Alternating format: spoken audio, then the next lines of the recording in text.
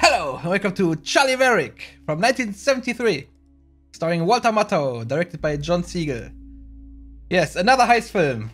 Again, after so many already on my channel. But yeah, this is with Walter Matthau, and that's what I'm looking forward to, because I love Walter Matthau, and this actually seems like a serious role. I thought he played a serious role in The Taking of Pelham, but not really.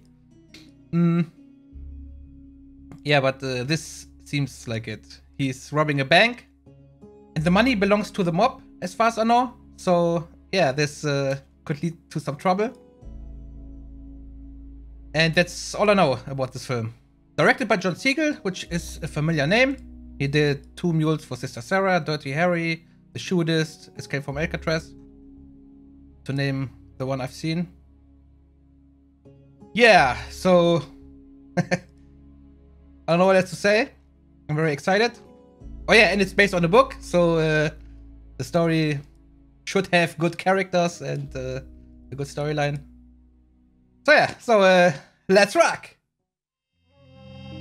Walter Matthau. That's Charley Varrick.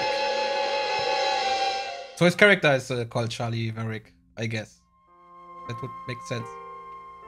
Oh yeah, and Joe Don Baker, who played the main character in Walking Tall, which I've never seen. I've seen the remake, but not the original.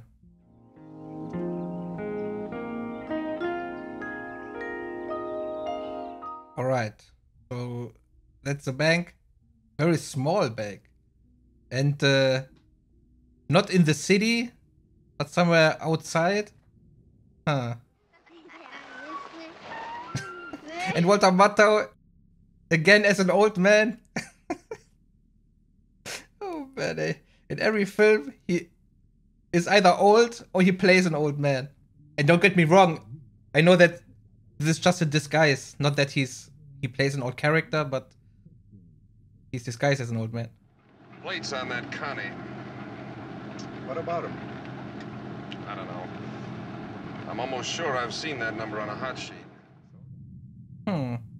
It's stolen. Do you have an account here, Mr. Pettis? Mr. Pettis. Okay, maybe this film is more comedic than I thought, again. As always. Would you mind getting on the phone verifying that? That's a perfectly good... Oh, okay. Looks like you've got something. Colorado George Adam 1742 was a hot plate. Hot plate. Interesting. Now they're here for the car. May I see your driver's license, please? Sir,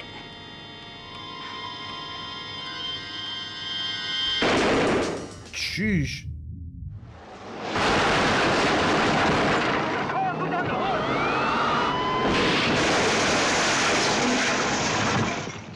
Man, okay.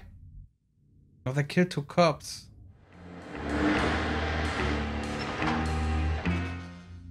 Barrels. Are they burying this money with the barrels? Seems like it. And everything else. You're right, Harman. She's finished. Yeah. All right, rig the tank and get the igniter. Oh man. Alright, she's ready. Now this is this. That she's finished is now forgotten. But of course they have to hurry. Charlie, I can't get a spark. Let's see that. I'm not sure if this is so smart to burn the car. That's what they plan, right? Because that's a guarantee that the cops will find the car and know that they switched. Or what are they doing? They didn't burn the car, or what? Huh. Look at that. What? Up ahead. Yeah. Play the harmonica. And they still have the barrels in the back.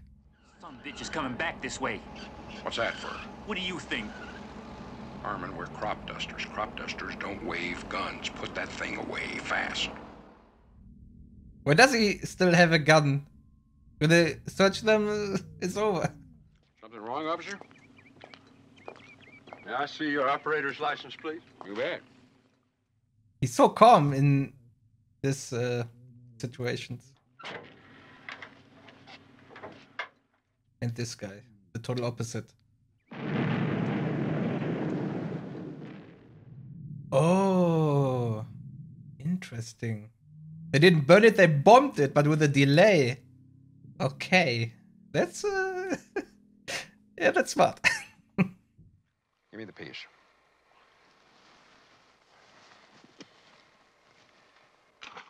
Now that they got rid of the guns, it's only the barrels which connects them to the robbery. I don't know what they're doing, but I would bury them in a safe place. Hello, Mr. Tam. Hello. Didn't see my wife, did you? That was his wife. Was he just saying that? Just look at $50 bills and $100 bills, Charlie. We done hit the giant Big Daddy jackpot.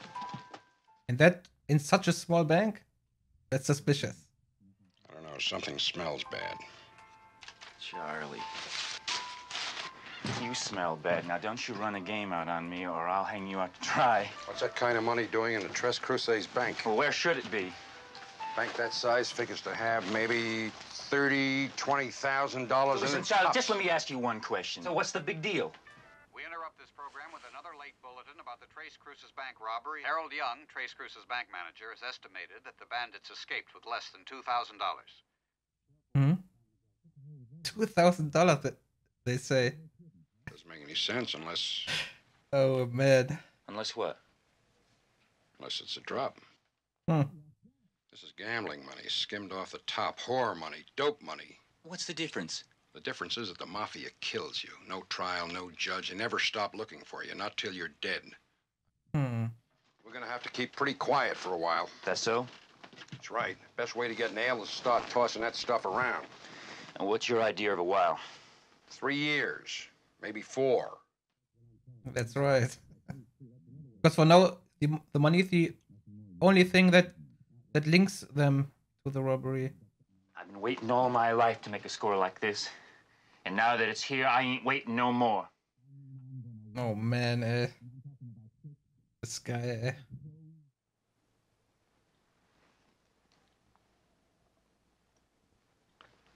Okay, kid, you're calling it. Charley Varrick, the calmest guy ever. Oh, man. And this other guy now spends the money, I guess. I'm here to see Honest John.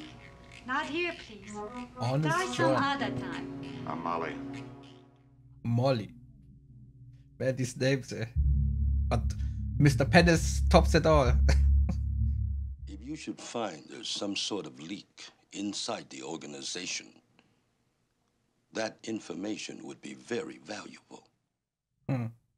But Charlie was very surprised about that money, so... Inside the car on the front seat, authorities found a body.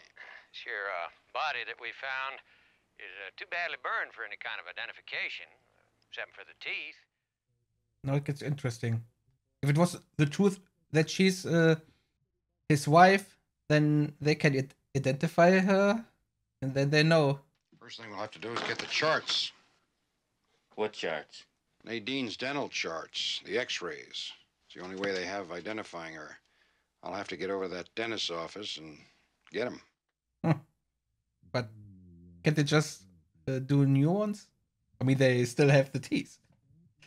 How long you reckon it's gonna be before they stop looking for us? Fuzz will quit pretty soon.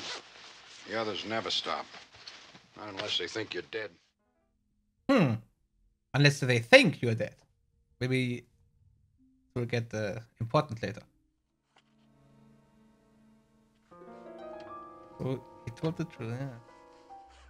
Okay, and now I get it. I understand it wrong. He's stealing the record, so even though they got the teeth, they can't identify her. Alright. Interesting. And now he switched his with Harman's records, so if he dies, they think it's it's Charley Varrick. He says his name is Sally. Molly.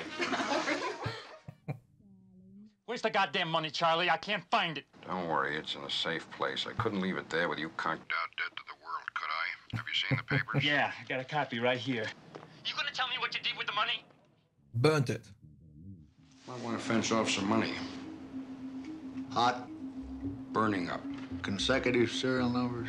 No, nothing like that, but I wouldn't be surprised if there was some sort of a record. How much money we talking about? A lot. A whole lot? A whole lot. Where can I get in touch with you? I'll be here and there. Maybe I better get in touch with you. Man, the dialogues are top notch, I have to say. Are you the photographer? Yeah, that's right. The man in a wheelchair gave me this. Just a random guy in the wheelchair on the street. And that's gonna cost you $500 extra. $500? He's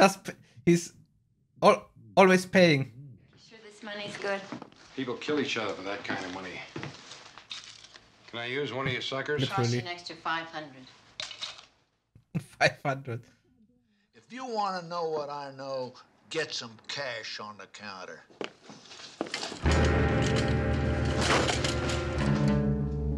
Now sit there and start talking. Uh-oh. And he left his card at the photographer's place. You and I are the only ones who knew the money was going to be in the bank. We might as well face it, they're going to ask questions. For instance, we've been keeping various sums of money in the bank from time to time. But the one time we really load up, bang, this little horseshit bank a million miles from nowhere gets hit by 4 professionals. Now they're going to think that's strange. Well, it's a coincidence, that's all. And it really is. Because Charlie didn't know about the money. Strip you naked and go to work on you with a pair of pliers and a blowtorch. But interesting to also see their perspective. I'm Molly. Yeah, I didn't figure for Clint Eastwood. Clint Eastwood. Funny thing is that the director did a few Clint Eastwood films. Did the gentleman say where he might be reached in case something came up? Yeah, he gave me that. Wow. That easy. No, he knows who he is and where he is. Shit. Oh. Wait! Don't tell me that was his plan. No way. Does the other guy know? Because technically he's also a threat to Charlie. So if he kills the other guy now, then Charlie kills him, he's fine. Say, would you mind if I came inside just a second? I'll just scribble where he can reach me. Oh man, this guy doesn't know. He's going to leave you behind. Well, I have a passport made for you. Huh? Oh, you didn't give Varrick your driver's license. My wallet, right there in my shirt. Can I show you? Sure. It's gone. It's gone. Yeah. Surprise, surprise. Oh man.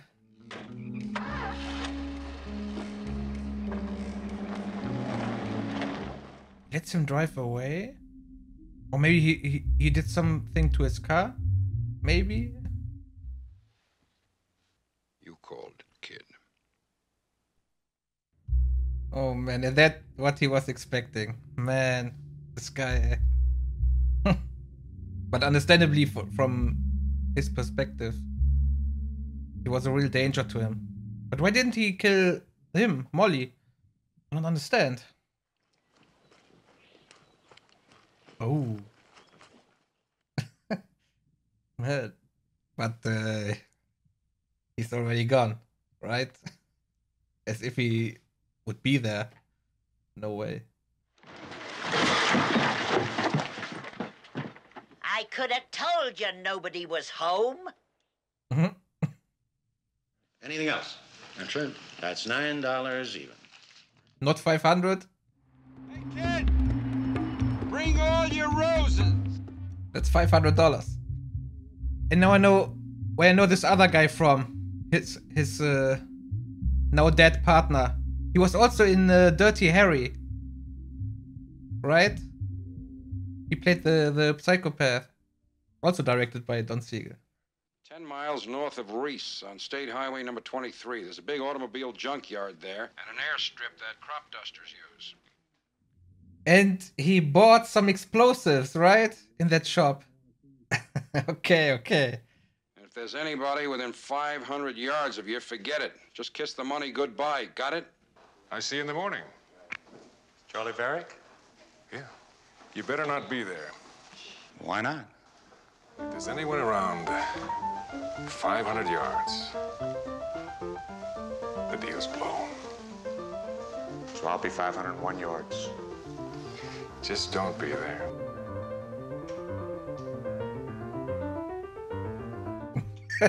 But he will. And Charlie's expecting that. Huh. Interesting. Maybe he put a tracking device on this killer's car? I don't know. Or a bomb already. Oh man. I can't wait to see what's happening. He comes with the plane.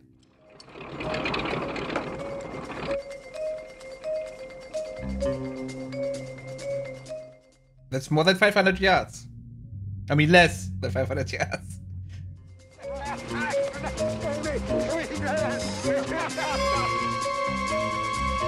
Oh no! No,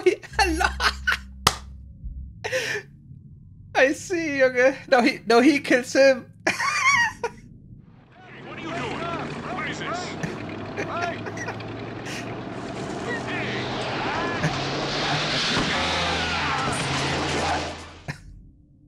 Man,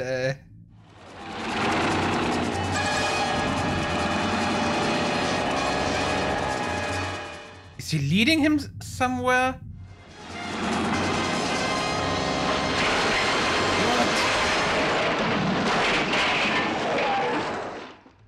What? I'll make a deal with you. You're hardly in any position to make a deal. Is he? Oh, you see that blue Chevy over there? Ah. The money is in the trunk. Or the bomb.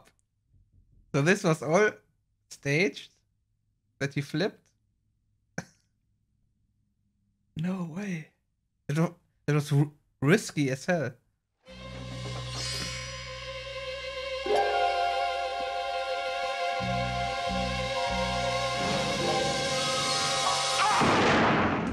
Sheesh.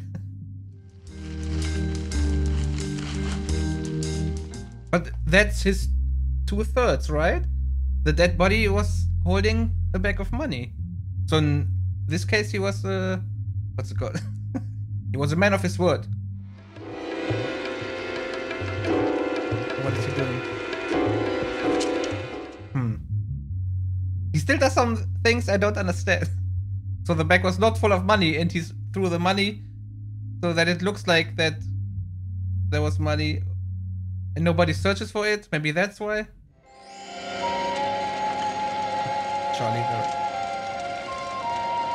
That's it. Man.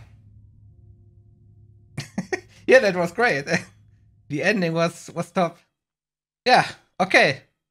So, see you at the review. Alright, that was it. That was Charley Varrick. Yes, as I said, a great film.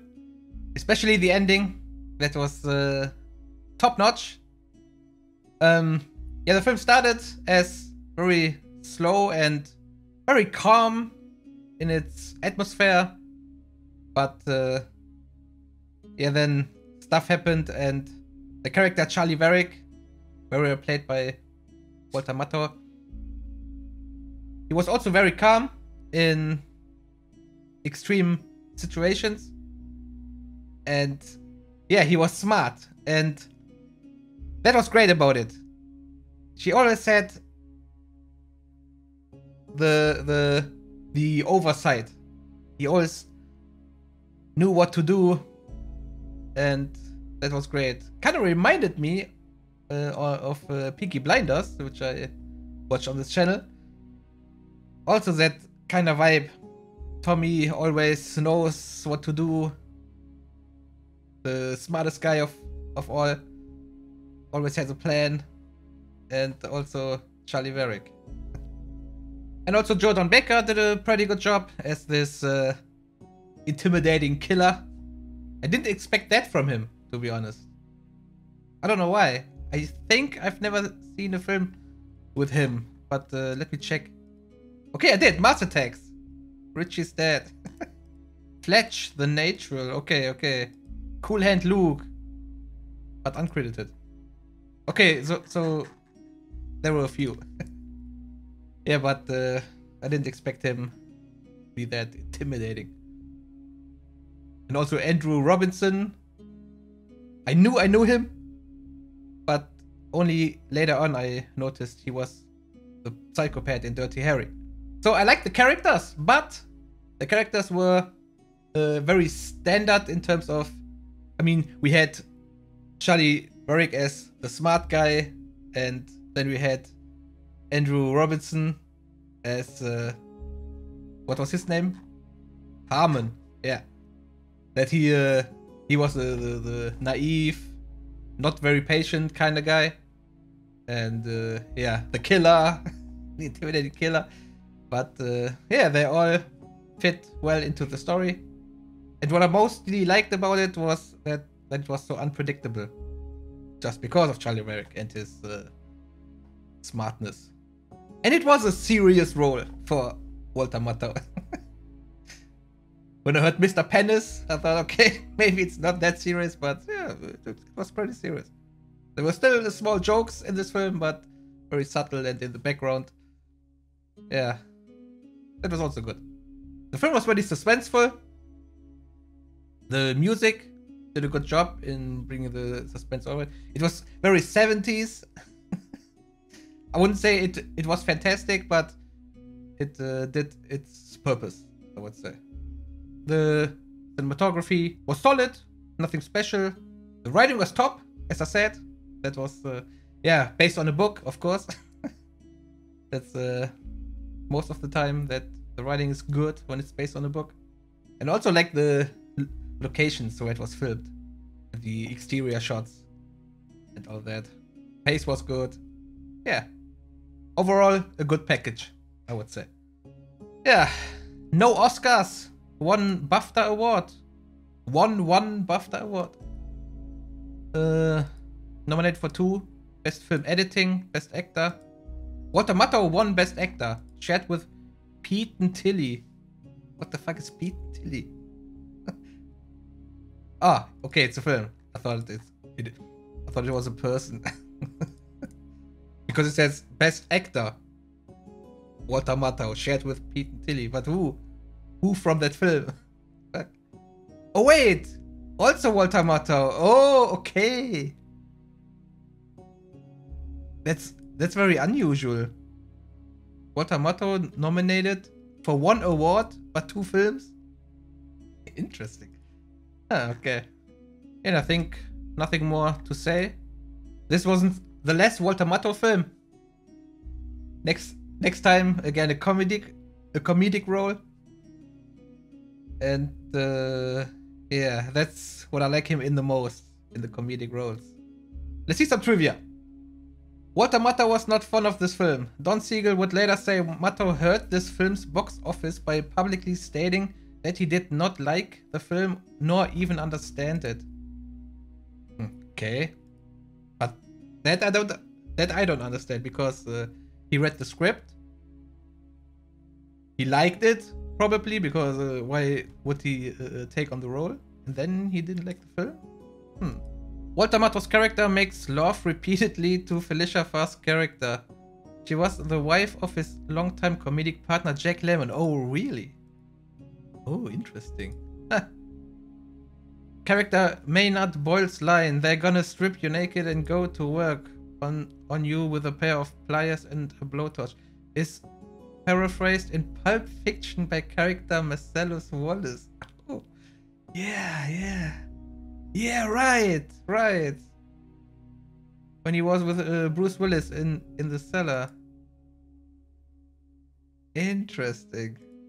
The hood wasn't supposed to go up on the getaway car, but director Don Siegel decided to leave it in the movie because it worked within the context of the bungled bank robbery sequence. I noticed that.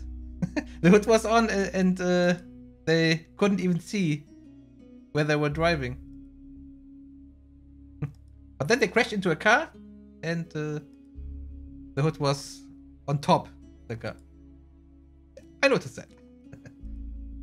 The film, which was have to included more sex and violence, was originally intended for Clint Eastwood, who turned it down. The part was then offered to Donald Sutherland, but since an early Eastern opening necessitated a PG rating, Sutherland's sex, love, and violence had to go, and the part was offered to Matthau, a box office favorite. Huh. Clint Eastwood. I can imagine Clint Eastwood in that role. And the more I think about it, I can imagine Clint Eastwood. But he turned it down. Interesting.